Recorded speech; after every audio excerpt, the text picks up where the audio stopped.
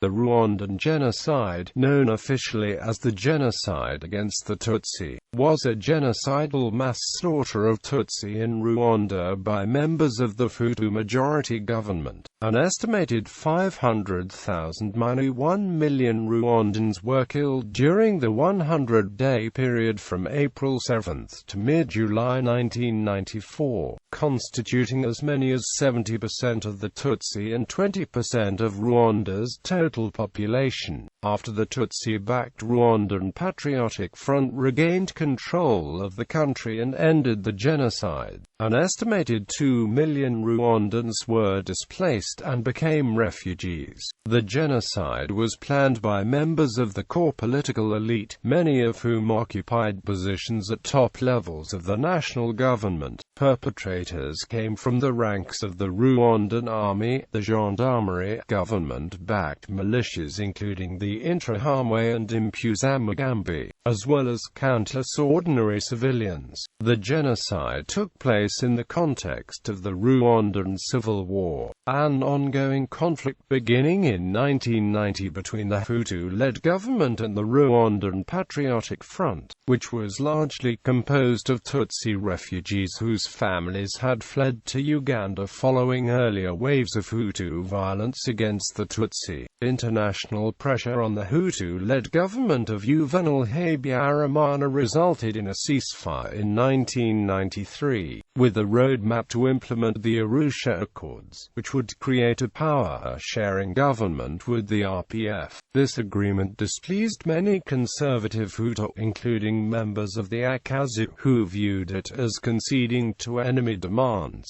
Among the broader Hutu populace, the RPF military campaign had also intensified support for the so-called Hutu power ideology, which portrayed the RPF as an alien force intent on reinstating the Tutsi monarchy and enslaving Hutus, a prospect met with extreme opposition. On April 6, 1994, an airplane carrying Habyarimana and Burundian President Cyprien Ntaryamira was shot down on its descent into Kigali, killing all on board and injuring one who received fatal wounds and died later en route to the hospital. Genocidal killings began the following day. Soldiers, police, and militia quickly executed key Tutsi and moderate Hutu military and political leaders who could have assumed control in the ensuing power vacuum, then erected checkpoints and barricades and used Rwandans' national identity cards to systematically kill Tutsi. These forces recruited pressured Hutu civilians to arm themselves with machetes, clubs, blunt objects, and other weapons to rape, maim, and kill the Tutsi neighbors and to destroy or steal the property. The breach of the peace agreement led the RPF to restart its offensive and rapidly seize control of the northern part of the country before capturing Kigali in mid-July,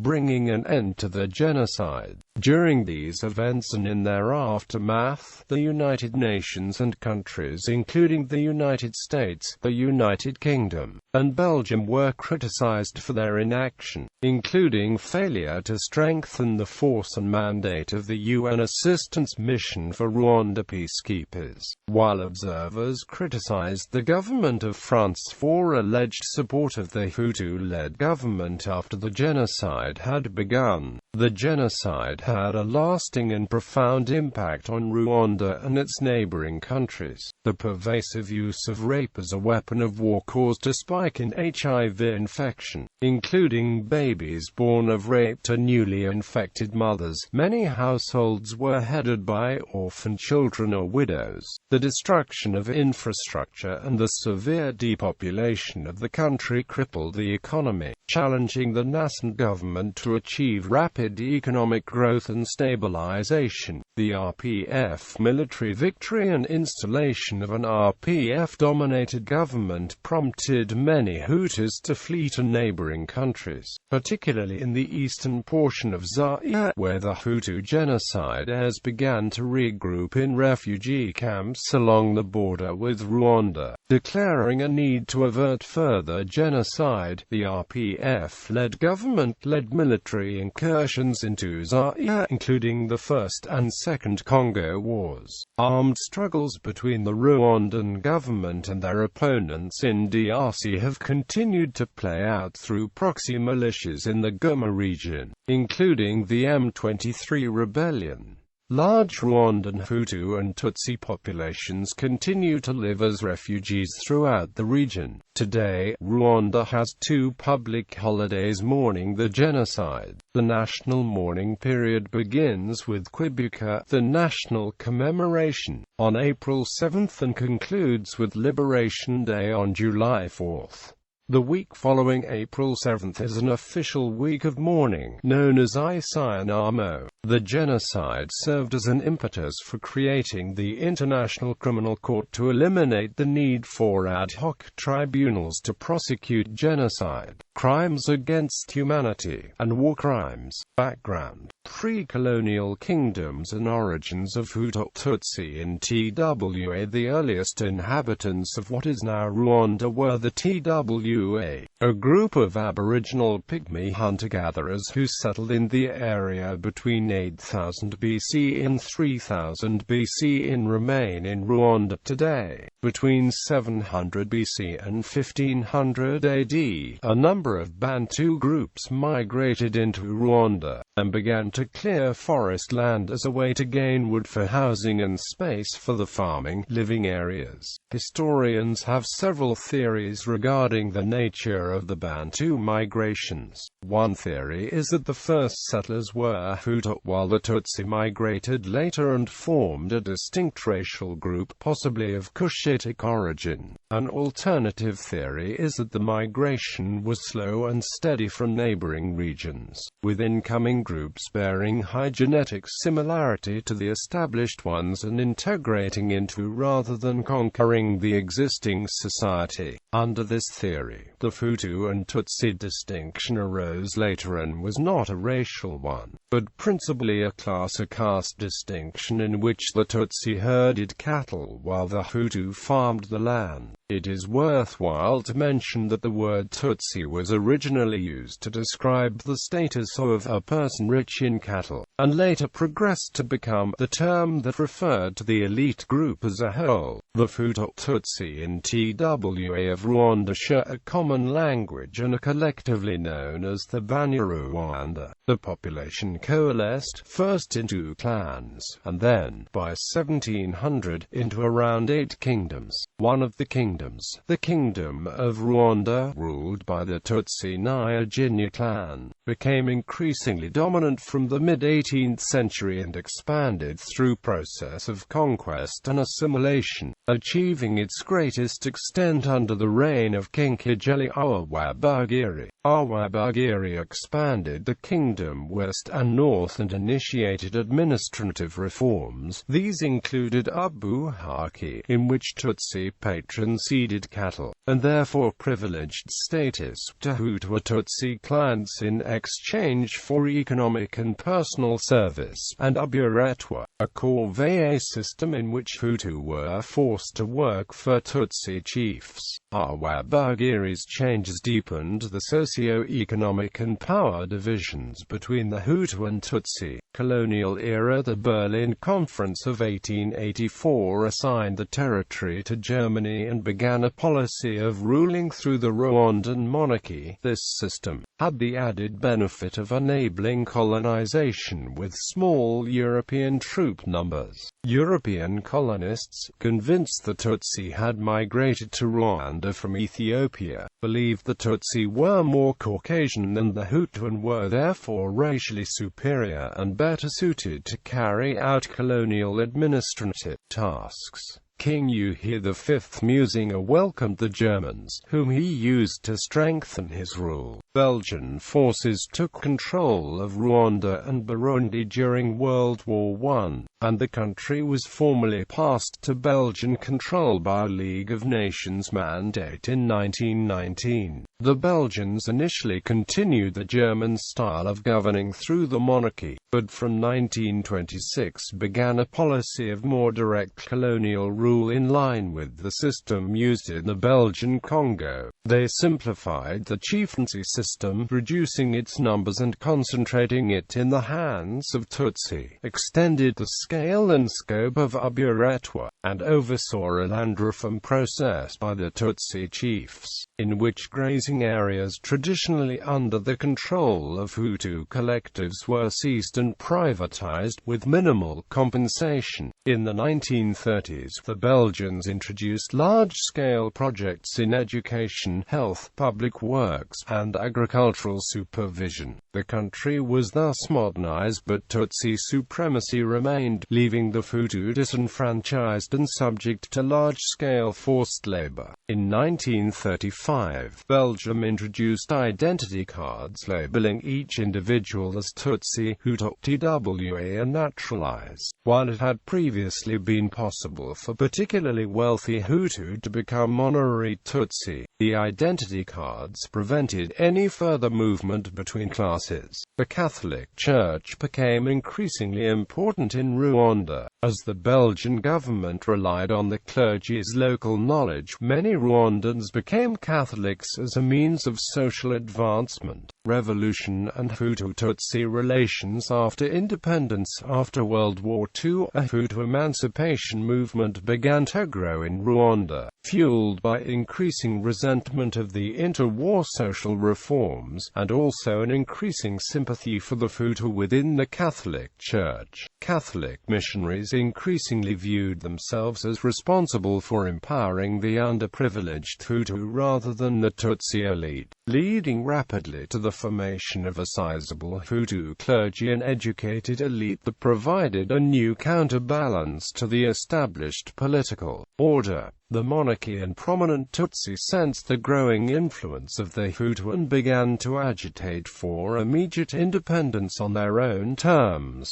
In 1957, a group of Hutu scholars read the Hutu Manifesto. This was the first document to label the Tutsi and Hutu as separate races, and called for the transfer of power from Tutsi to Hutu based on what it termed statistical law. On the 1st of November 1959, a Hutu sub-chief, Dominique Mbonyumutwa, was attacked in Kigali by supporters of the pro-Tutsi party. Mbonyumutwa survived, but rumors began spreading that he had been killed. Hutu activists responded by killing Tutsi, both the elite and ordinary civilians, marking the beginning of the Rwandan Revolution. The Tutsi responded with attacks of their own, but by this stage the Hutu had full backing from the Belgian administration, who wanted to overturn the Tutsi domination. In early 1960, the Belgians replaced most Tutsi chiefs with Hutu and organized mid-year commune elections which returned an overwhelming Hutu majority. The king was deposed, a Hutu-dominated republic created, and the country became independent in 1962. As the revolution progressed, Tutsi began leaving the country to escape the Hutu purges, settling in the 4 neighboring countries,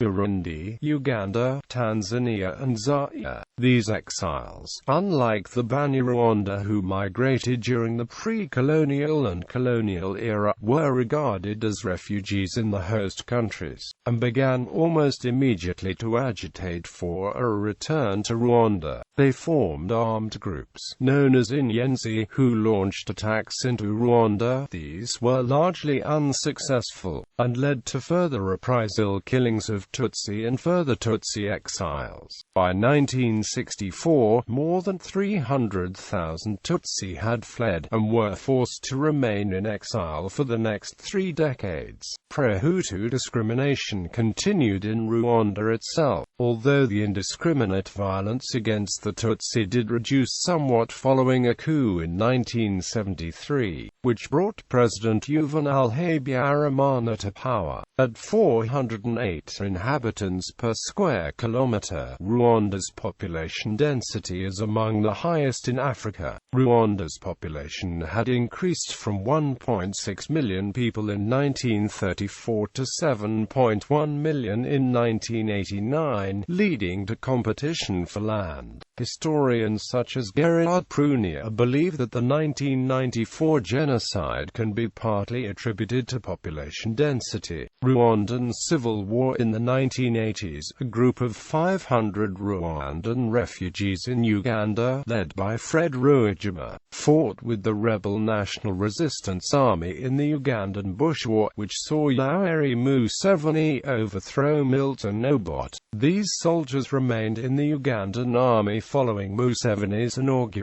as Ugandan president, but simultaneously began planning an invasion of Rwanda through a covert network within the army's ranks. In October 1990, Rwigema led a force of over 4,000 rebels from Uganda, advancing 60 kilometers into Rwanda under the banner of the Rwandan Patriotic Front. Rwigema was killed on the third day of the attack, and France and Zaire deployed forces in support of the Rwandan army, allowing them to repel the invasion. Rwigema's deputy, Paul Kagame, took command of the RPF forces, organizing a tactical retreat through Uganda to the Virunga Mountains, a rugged area of northern Rwanda. For that, he rearmed and reorganized the army, and carried out fundraising and recruitment from the Tutsi diaspora. Kagame restarted the war in January 1991, with a surprise attack on the northern town of Ruhengeri. The RPF captured the town, benefiting from the element of surprise, and held it for one day before retreating to the forests. For the next year, the RPF waged a hit-and-run style guerrilla war, capturing some border areas but not making significant gains against the Rwandan army. In June 1992, following the formation of a multi-party coalition government in Kigali, the RPF announced a ceasefire and began negotiations with the Rwandan government in Arusha, Tanzania. In early 1993, several extremist Hutu groups formed and began campaigns of large-scale violence against the Tutsi. The RPF responded by suspending peace talks and launching a major attack,